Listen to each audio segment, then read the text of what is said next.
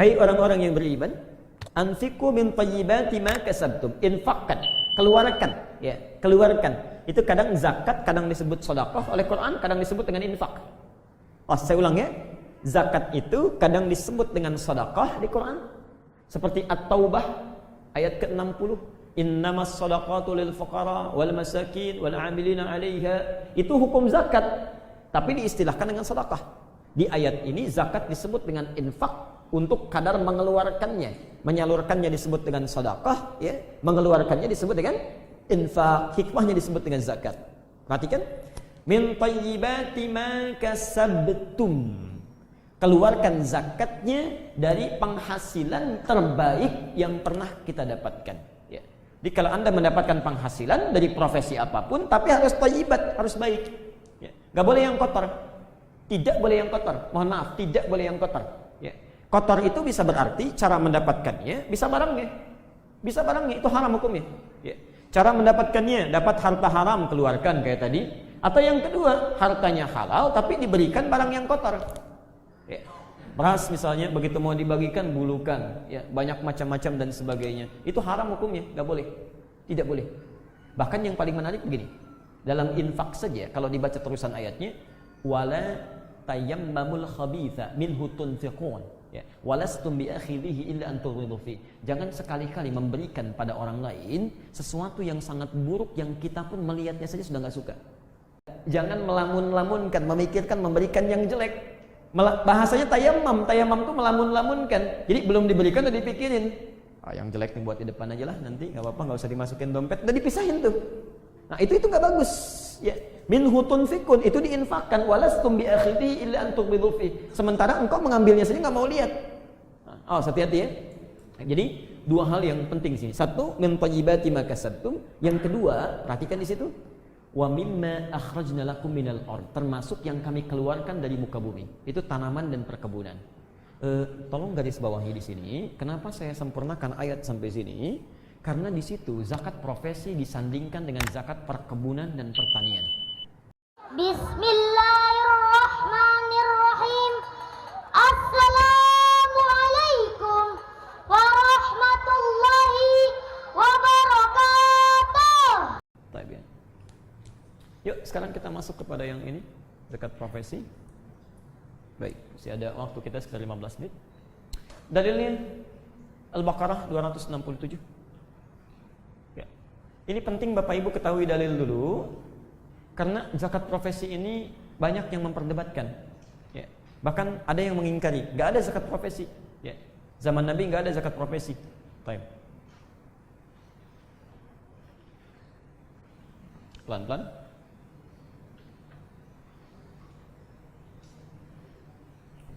Lihat kaidah umum ya.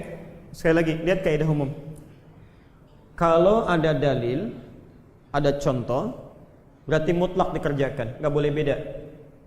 Dalil ada, contoh ada. Misal, Anda bertakbir, takbiratul ihram. Dalilnya ada.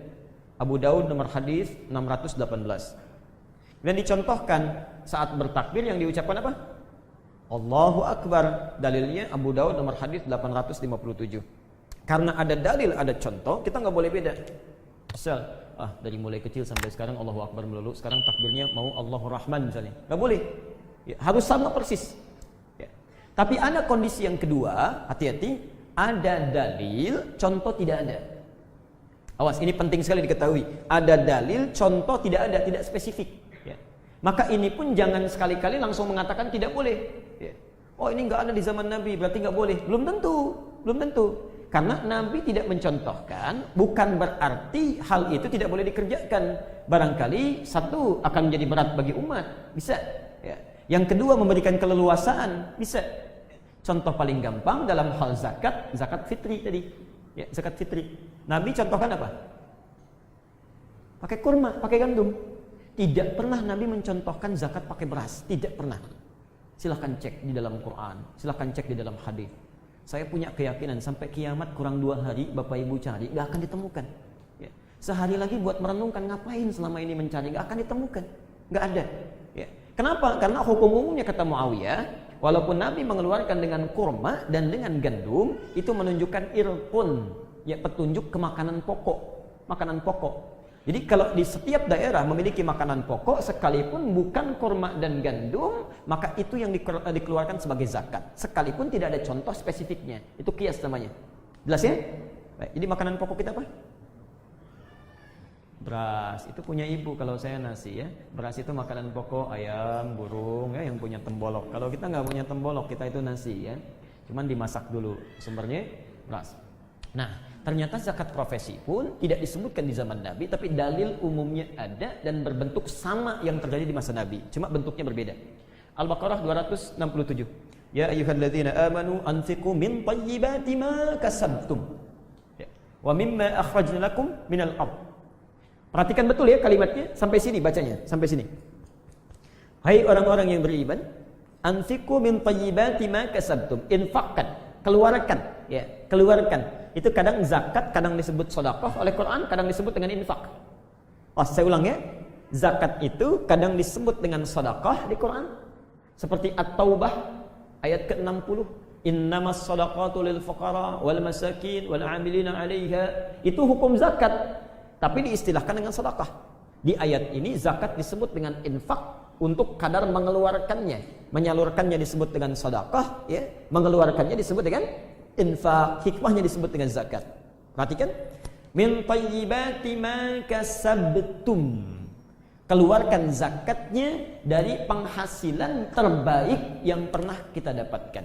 Ya. Jadi kalau Anda mendapatkan penghasilan dari profesi apapun, tapi harus thayyibat, harus baik. Ya. Gak boleh yang kotor. Tidak boleh yang kotor. Mohon maaf, tidak boleh yang kotor. Ya. Kotor itu bisa berarti cara mendapatkannya, bisa barangnya. Bisa barangnya, itu haram hukumnya. Ya.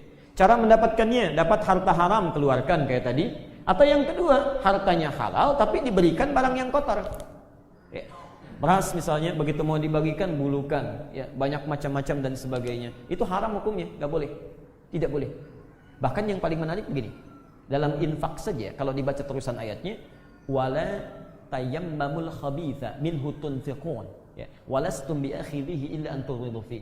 Jangan sekali-kali memberikan pada orang lain sesuatu yang sangat buruk yang kita pun melihatnya saja sudah nggak suka. Ya, melihatnya aja nggak suka. Misal, Anda punya uang 100 ribu, 50 ribuan dua. Yang satu masih keras, bagus, yang satu lagi udah lecek, gak enak dilihatnya. Ada orang minta-minta misalnya itu di depan lampu merah, dikasihkan yang mana? Nggak dijawab tuh karena susah jawabnya gitu ya. Yang lecek nggak boleh diberikan. Itu laknya lah nahi loh Pak. Laknya nahi. Nahi itu larangan, nggak boleh. Wala tayammamul khabitha. Jangan melamun-lamunkan, memikirkan memberikan yang jelek. Bahasanya tayammam. Tayammam itu melamun-lamunkan. Jadi belum diberikan udah dipikirin. Yang jelek nih buat di depan aja lah nanti, nggak apa-apa, nggak usah dimasukin dompet. Udah dipisahin tuh. Nah itu nggak bagus. Ya. Minhu tunfikun, itu diinfakkan. Walastum biakhidhi illa an tughmidu fi. Sementara engkau mengambilnya saja nggak mau lihat. Hati-hati ya. Jadi dua hal yang penting sih. Satu, min thayyibati ma kasabtum. Yang kedua, perhatikan di situ. Wa mimma akhrajna lakum minal ard. Termasuk yang kami keluarkan dari muka bumi. Itu tanaman dan perkebunan. Tolong garis bawahi di sini. Kenapa saya sempurnakan ayat sampai sini? Karena di situ zakat profesi disandingkan dengan zakat perkebunan dan pertanian. Saya ulang ya. Zakat profesi di situ disandingkan dengan zakat perkebunan dan pertanian. Jelas di sini? Pelan-pelan, yuk teruskan dulu. Karena itu, para ulama kemudian hati-hati menyandingkan dalil zakat profesi tentang cara mengeluarkannya dengan zakat pertanian dan perkebunan. Quran surah Al-An'am ayat 141. Bukan dengan emas. Bukan dengan emas. Karena nanti dalam bahasannya ada yang menyerupakan zakat profesi dengan emas, ya. Ada yang menyerupakan zakat profesi dengan pertanian dan perkebunan. Mana yang paling tepat? Nanti kita uji di situ. Ya, pelan-pelan. Wa atu haqqahu yauma hasadih. Lihat ujung ayatnya, ya. Di situ kan tentang pertanian ya, disebutkan segala penghasilan, perkebunan macam-macam. Lalu di ujung ayatnya wa atu haqqahu yauma hasadih, keluarkan hak zakatnya pada saat dia dipanen. Ya, saat dia dipanen. Tadi kan kita tanam beras, tanam umbi-umbian macam-macam. Kan zakat yang dikeluarkan saat panennya ya. Ditimbang keluarkan. Nah, panen ini kalau dalam profesi saat menerima gajinya, pendapatannya, ya. Itu saat panen. Awal bulan, ada yang di akhir bulan, itu saat panennya. Begitu hasil pekerjaan mendapatkan hasil, dapatkan itu, saat itu dikeluarkan zakat profesinya. Ya. Nah, kita teruskan dulu, pelan-pelan. Ya, wujudnya. Apa bentuknya? Zakat fitri kan bentuknya ras tadi ya, atau sembako, macam-macam. Kalau zakat profesi apa? Sejumlah harta yang dihasilkan dari pekerjaan yang halal. Jadi jumlahnya bagian dari hartanya. Ya, bagian dari hartanya. Ya, kalau sekarang mungkin bentuknya uang, ya. Kalau dapatnya dalam bentuk dolar, ya punya perusahaan, keluar dolar itu kan, ya maka diukur dari situ dari dolarnya. Atau dikonversi ya ke dalam kurs yang ada di mata uang rupiah saat itu loh. Hati-hati saat itu. Jadi saat kursnya sekian, saat itu dikeluarkan. Ya. Jadi kalau Anda mengeluarkan sebagian sekarang, ya, sejam kemudian kursnya beda, jangan pakai yang belakangan. Oh, hati-hati tuh, ya, hati-hati. Misal, ini bisa baik, bisa tidak. Ya, sebelum dikeluarkan kursnya misalnya rupiah 13.500. Begitu mau dikeluarkan, siap mau dihitung sudah berubah 13.700. Maka ngitungnya pakai yang 13.700. Ya, jelas ya? Atau sebaliknya berkurang jadi 13.000, maka kurs sesuaikan dengan yang 13.000. Kalau mau paling aman gampang, kurangi aja langsung dari mata uang aslinya. Ya. Baik. Nisabnya ini yang saya tadi sampaikan. Ada yang menganalogikan pada nisab emas. Emas. Pelan-pelan. Kalau emas tadi berapa gram? 85 gram. Ya. Kalau hitungannya pakai emas, jadinya begini. Ini penting saya tampilkan dulu karena ada yang berpendapat demikian. Berarti kalau hitungannya pada emas 85 gram, kalau emas itu harganya misal ya kisaran 500.000 saja, berarti harus berjumlah 42 juta dulu, 42.500.000. Artinya kalau pendapatan penghasilan seseorang di bawah 42.500.000 belum keluar zakat profesinya. Jelas ya? Nah, itu kalau yang mengkiaskan pada emas. Ya, pelan-pelan. Jadi kalau ada orang gajian misalnya baru 4.250.000, itu belum keluar zakat profesi. Tapi kalau sudah terkumpul 42.500.000 baru keluar zakatnya. Ingat bukan tabungan, beda kalau dengan tabungan. Ya, kalau tabungan dikumpul-kumpul dulu, kalau zakat profesi begitu dapat. Ya, jelas di sini? Nah, itu yang emas. Pelan-pelan. Yang kedua, bukan pada emas dianalogikannya, tapi dianalogikan pada zakat pertanian. Ya, yang 5 wasak itu, yang netnya 520 kilo. Ya. Misal berapa batasannya? 5 wasak netnya 520 kg. 520 kg ini kan kalau pertanian makanan pokok tadi ya. Contoh paling gampang beras. Ya. Misal beras harga yang paling standar misal 1 kilonya 8.000. Ya, 1 kilo 8.000. Maka kalikan ke 520 kilo. Berapa jadinya? Agak cepat. 4 juta 165.000 ya, sekitar segitu. 4 juta 160.000 misal. Nah, maka kalau sudah penghasilan di atas 4.160.000 atau sama, maka itu keluar zakatnya. Ya. Dia nggak nunggu sampai 42 juta. Ya, kalau ada orang penghasilan di bawah 4 juta dengan standar beras ini yang 520 gram, maka nggak ada zakat profesi. Ya. Tidak setiap dapat keluar zakat, tidak. Ya. Tidak setiap zakat dapat zakat keluar, tidak dapat penghasilan keluar zakat, tidak. Ya. Kalau sudah melebihi ini nisab ini sekitar 4.200.000 lah. Kalau standar harga berasnya sekitaran 8.500. Itu pun nanti prakteknya tidak begitu mudah, tidak. Karena Allah itu menunggu sampai betul-betul mampu. Kalau nggak mampu tidak dibebani. La yukallifullahu nafsan illa wus'aha. Nanti dikurangi rumusnya dengan cicilan hutang. Nanti kita akan hitung. Ya. Jadi nggak langsung 4.500.000 keluar zakat, tidak begitu. Tidak begitu. Ya, mungkin ada beban lain yang harus dikeluarkan dulu. Baik. Waktu mengumpulkannya, kapan dikeluarkan? Bila mencapai nisab, ya. Ini mencapai waktu setahun, ini tidak berlaku. Ya. Ini tadi belum dicoret. Ini maksudnya ke emas, ya, ke emas. Maaf. Ini keliru saya menyampaikan. Ini yang mengkiaskan pada emas. Jadi kalau mengkiaskan kepada emas, zakat profesi jumlahnya 42.500.000. Kapan dikeluarkan? Itu pun tunggu dulu setahun. Ya, tunggu setahun.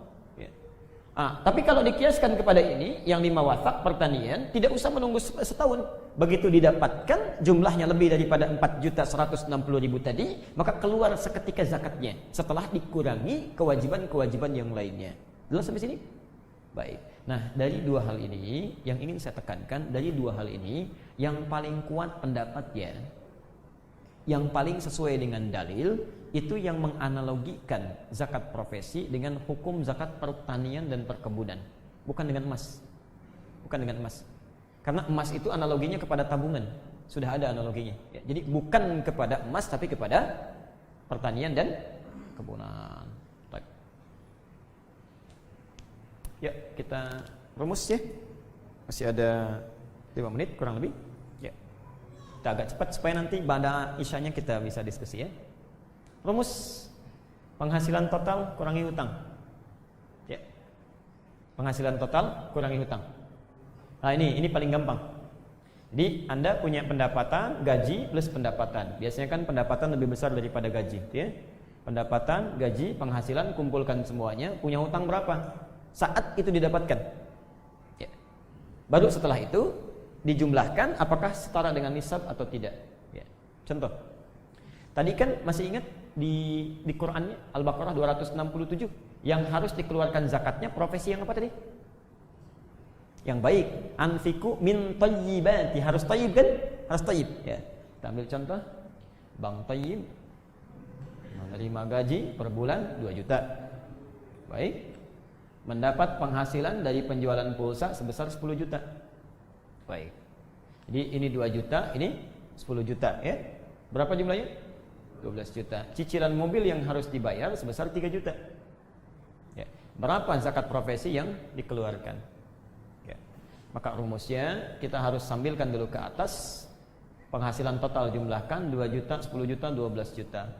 Kurangi hutang ini, cicilan ini ya, 3 juta, berarti berapa? 9 juta. Ingat, kalau kebutuhan rumah tangga itu bukan hutang ya? Misal Bapak dapat misalnya 100 juta, untuk istri dulu 40 juta, itu bukan hutang.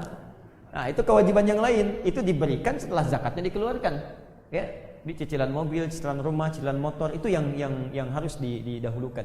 Dan tidak boleh kita memikirkan sesuatu untuk mengelabui syariat. Supaya zakat profesinya nggak dapat, besok cari cicilan aja gitu kan? Cicilan macam-macam tuh. Itu dosa itu. Ya, hati-hati. Perhitungan. Menentukan dulu harga beras kilo. Ini caranya. Tentukan harga beras kilo yang biasa dikonsumsi. Ya, misal 8.000 ya. Tapi ukurannya jangan ngambil standar orang yang paling rendah. Tidak, yang biasa antum makan. Yang biasa antum makan. Ya, cicilan itu yang kata para ulama yang ketat ya. Adapun yang umum yang standar aja berapa? Yang paling standar. Misal 8.000 ya. Setelah itu menentukan jumlah nisab yang berlaku. Ya, misal tadi 520 kg kan? Kali 8.000 jatuhnya 4.160.000 ya. Maka kalau tadi 12 juta kurangi 3 juta berapa? 9 juta. Setelah dikurangi hutang masih lebih dari 4.160.000. Maka Bang Thayyib punya kewajiban mengeluarkan zakat ya. Maaf, ini 9 ya. Ini belum ditambahkan nih ya. 12 juta kurangi 3 juta 9 juta ya. Menerapkan rumus 9 juta, ini bukan 7. 9 juta dikalikan kemudian dengan 2,5% ya. Ini bukan 7 ya, tapi 9. 2 tambah 10, 12 juta kurangi 3, 9 kali 2,5% ya. Jelas sampai sini? Alhamdulillah. Yang menerima, saya akhiri, diberikan pada 8 golongan yang tercantum dalam At-Taubah ayat ke-60. Sama persis dengan yang lainnya ya. Nanti kita perbaiki dulu yang ini bukan 7 tapi 9 ya. Jelas sampai sini? Baik, kalau sudah jelas tinggal dipraktekkan. Silakan pulang ke rumah masing-masing, coba dicek adakah zakat profesi yang belum dikeluarkan ya. Zakat mal yang barangkali masih disimpan, Ramadannya masih lama, 7 bulan lagi. Jangan dirapel sampai ke sana. Ya, kita tidak bisa menentukan, bahkan 7 menit ke depan pun kita belum jamin bisa hidup, ya. Nah, tapi saran saya, kalau sekiranya sudah pasti ada zakat-zakat yang dikeluarkan, Anda boleh membuka rekening khusus untuk zakat misalnya. Ya, silakan dibuka sehingga masuknya ke situ langsung, posnya jelas. Ya, terpisah begitu misalnya sudah masuk langsung disimpan. Di situ aja kumpulkan. Jadi dan kasih tahu keluarga. Kalau di antara kita ada yang wafat duluan, tolong ini jangan dibagi waris, itu zakat ya. Karena sifatnya nggak harus sekali habis gitu ya. Begitu keluar habiskan semua, tidak. Barangkali nanti ada yang mesti disalurkan, mesti dibagi macam-macam dan sebagainya. Jadi buat pos yang khusus di situ. Kecuali kalau kita sudah punya relasi khusus untuk menitipkan zakat, di situ diatur dengan baik, maka silahkan cari yang paling cerdas Ingat, yang paling cerdas penyalurannya.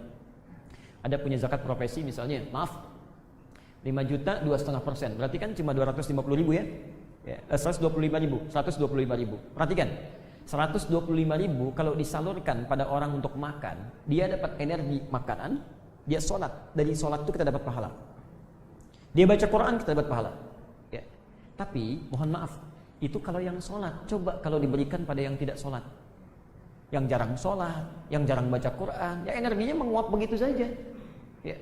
Nah, yang paling hebat kalau misalnya ada perantara itu untuk menyalurkan pada yang kepentingan pahalanya mengalir sampai dengan ke alam kuburnya. Misal, ada yang diberikan untuk makan sebagian diberikan mushaf, diberikan kepada para penghafal Quran. Ada yang untuk SPP, Masya Allah. Itu setiap menulis dia dalam pelajarannya, pahala Anda dapat. Kalau dia baca Quran, setiap hurufnya 10 kebaikan.